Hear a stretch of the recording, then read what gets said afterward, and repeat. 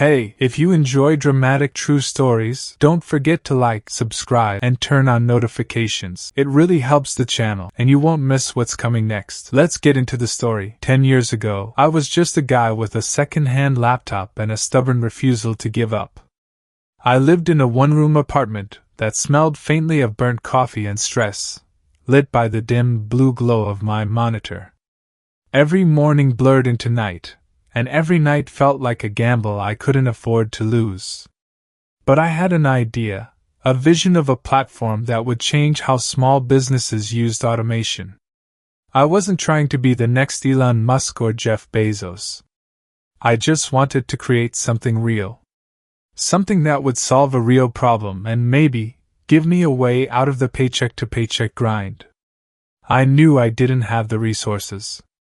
But I had time. I had hunger. And I had nothing to lose. I coded for 16 hours a day, built pitch decks by candlelight when the power went out, and begged strangers online to beta test my barely functional prototype. I lived off ramen, black coffee, and hope. And slowly, brick by digital brick, I built something. Users started trickling in. Then a few clients. Then contracts. I reinvested every dollar. Slept on the floor. Skipped vacations. Said goodbye to dating. The startup became my world, and in a weird way, my only real relationship. By my early 30s, we were finally stable. Small but fierce. I had a lean, brilliant team who believed in the mission. We weren't Silicon Valley unicorns, but we were making waves. Our platform was featured in a few industry blogs. Clients started referring other clients. Revenues ticked upward. Every milestone felt like a miracle. And I had built it. Alone. That's when my parents came back into the picture. They had never understood what I was doing. They used to say I should have become a lawyer or at least taken the corporate job at the bank. But now that I had traction, now they were suddenly interested. Proud, even. And with them came Sarah. Sarah. My younger sister. For years my junior, she'd always been the golden child. Perfect GPA, varsity everything scholarships, a resume so polished it could blind you. She was the pride of the family. While I was grinding through endless failures, she was being flown out for interviews, posing with deans and diplomats. And our parents? They adored her. Adored her so much, in fact, they practically begged me to bring her on board after she graduated. She's a born leader, my mom gushed. She can help take your business to the next level, my dad insisted. And maybe I was tired. Tired of doing everything alone. Tired of fighting for every inch of growth. So I agreed. I brought her in. Not as a co-founder. Not as an equal. As an advisor, at most. But that line blurred fast. Sarah had a way of lighting up a room. She spoke in perfect sound bites, knew how to turn a sentence into a strategy. My team, people who had built this company with me, began to look at her differently. Admiringly. They listened. They followed. And slowly, I felt my influence shrinking. It started small. A client meeting I wasn't invited to. A proposal rewritten without my input. Then team huddles behind closed doors.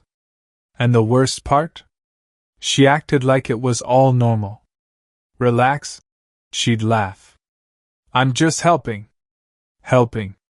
Helping herself to my company. And then came the breaking point. A dinner. Casual, at our parents' house. Home-cooked meal. Wine flowing. Laughter. Until my father raised his glass and said, "To Sarah, the future of the company." I nearly choked. What? I asked, still smiling, confused. They explained, as if they were announcing an engagement. They believed Sarah was the next phase. That I had done a great job, but it was time to modernize.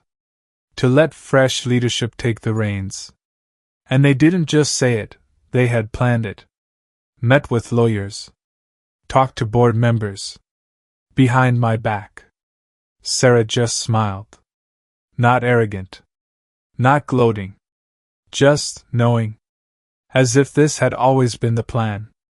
I didn't speak much that night. I excused myself early. Drove home in silence. But my mind was screaming. They had stolen it. The company I sacrificed everything for.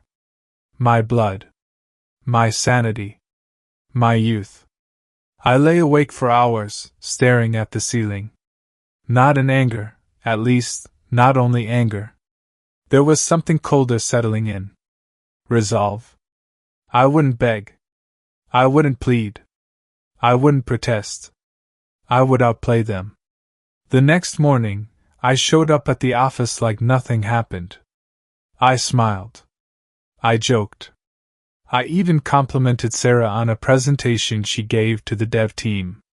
Inside, though, I was already dismantling everything. I knew that company better than anyone. I knew its strengths. But more importantly, I knew its flaws. Where the security walls had cracks. Where the contracts could be broken and rewritten. Where the loyalty truly lived. Quietly, I formed a new legal entity, one I controlled entirely, top to bottom. I didn't even give it a flashy name. Just something clean. Silent. Deadly. I started transferring intellectual property.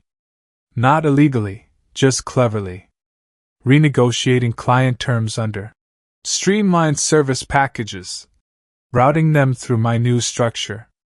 Sarah didn't notice. She was too busy designing new branding for her reign. The team? I spoke to them one by one.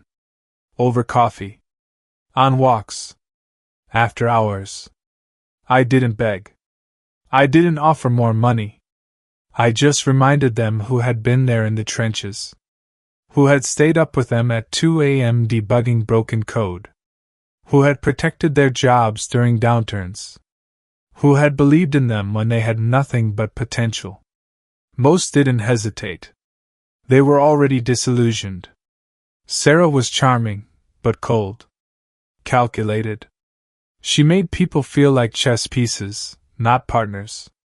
They followed me. Quietly. One by one.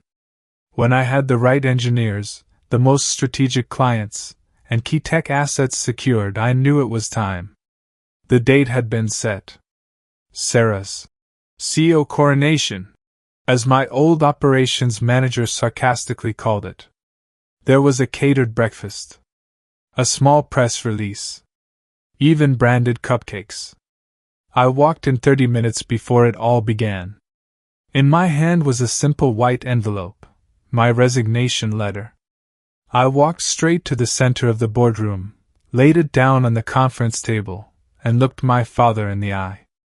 "I'm leaving," I said calmly. "And I'm not going alone."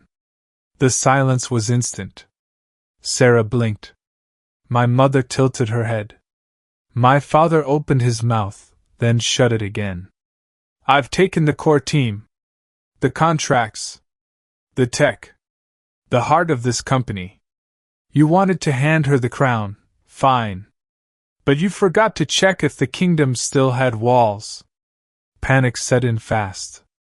Phones came out. Emails flew. Legal scrambled. But it was too late. The contracts had already been restructured. The IP already reassigned. The engineers already deactivated their internal logins. By the time they realized what had happened, I was halfway through onboarding my team into the new HQ, just 2 floors down in the same building. Over the next 6 months, my new company exploded. Clients followed us. We moved faster. Cleaner. Stronger. We weren't burdened by politics or ego.